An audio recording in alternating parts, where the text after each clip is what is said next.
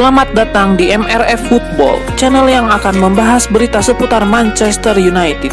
Jika kalian suka berita Manchester United dari kami, jangan lupa like, komen, dan subscribe. Dan juga nyalakan tombol loncengnya, agar kalian bisa tahu berita Man United terupdate dari kami. Terima kasih, Glory Glory Manchester United.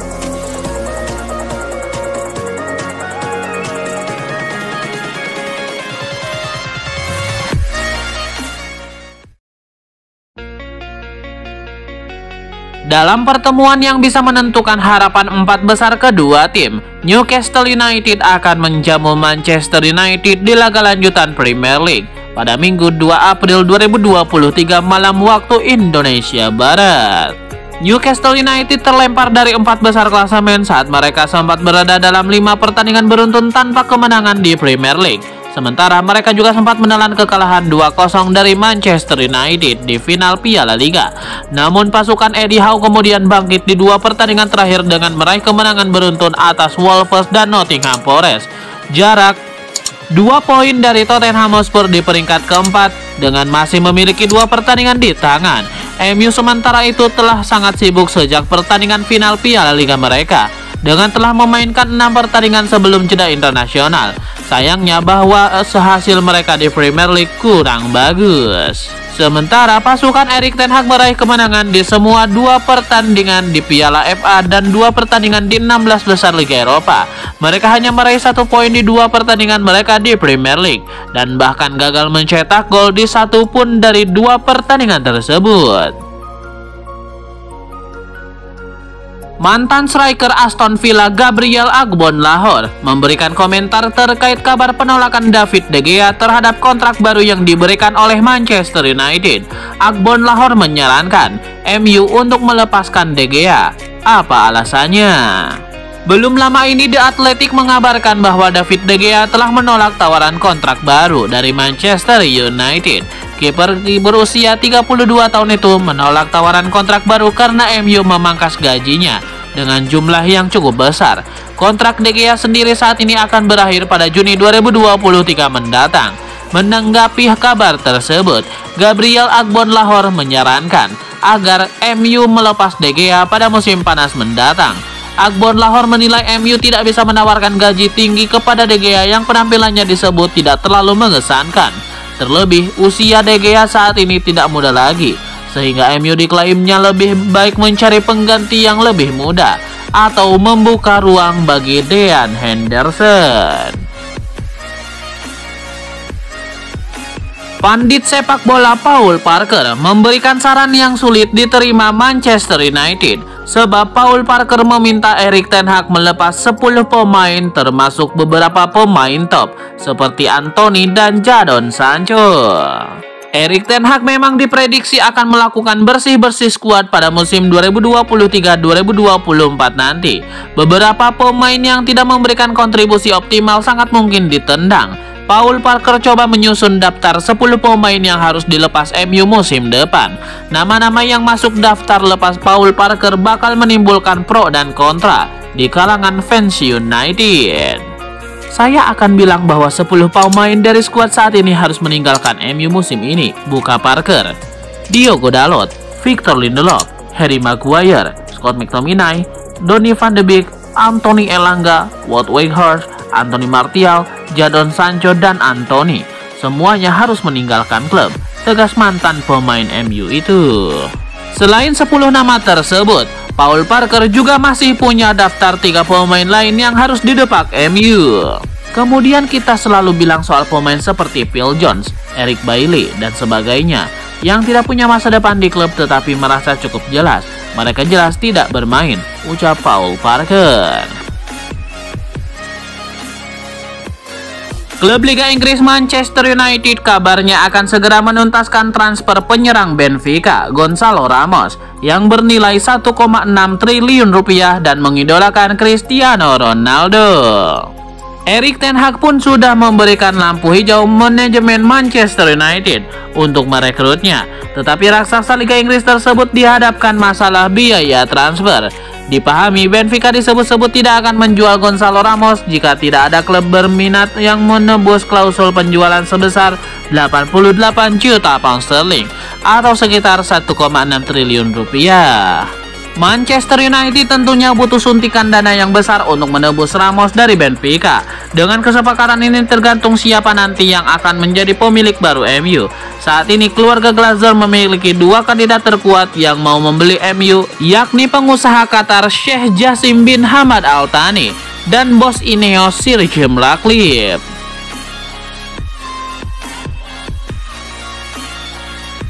Diboyong dari Borussia Dortmund pada tahun 2021 lalu, Jadon Sancho masih nampak belum menemukan performa terbaiknya selama memperkuat Manchester United hingga sekarang.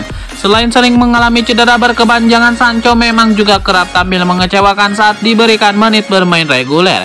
Pada musim 2022-2023 ini saja, dirinya baru berkontribusi lewat 4 gol dan 1 assist dari 14 pertandingan di Liga Inggris. Catatan itu tentu saja terdengar mengecewakan dengan pemain yang didatangkan The Red Devils sebesar 85 juta euro. Sampai saat ini Sancho pun terus-menerus dibilang tampil di bawah ekspektasi publik. Merespon permasalahan inkonsistensi performa dari pemain asal Inggris itu, Paul Scholes merasa apabila penyebab utamanya adalah Sancho masih belum memainkan posisi terbaiknya selama berada di Old Trafford. Sangat sulit untuk menemukan konsistensi ketika Anda sering mengalami cedera berkepanjangan. Saya pikir dia telah menunjukkan bakat yang kami harapkan. Dia memang masih belum menyamai penampilannya saat di Dortmund, namun mungkin butuh waktu baginya untuk melakukannya, ujar Paul Scholes. Saya pikir dia sering bermain di tengah sebagai pemain nomor 10 dan saya benar-benar tidak melihat itu cocok bagi Sancho bermain pada posisi karena dia lebih baik berada di sayap kiri. Namun dirinya kalah saing dengan Marcus Rashford, tutupnya.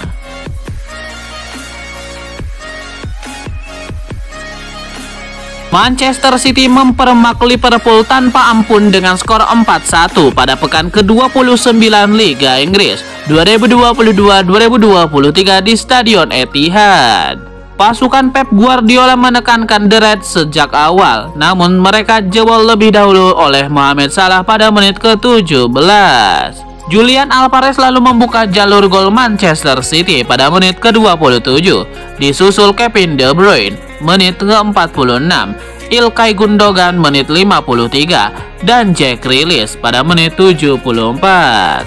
Kemenangan ini membuat Man City masih punya asa untuk mengejar Arsenal. Kedua tim kini berjarak 5 angka dengan jumlah pertandingan yang sama. Sementara bagi Liverpool, kecolongan di Manchester sebuah kerugian besar jika ingin mengamankan 4 besar. Anak asuh Jurgen Klopp kini di posisi ke-6. Bagaimana reaksi netizen? Berikut selengkapnya.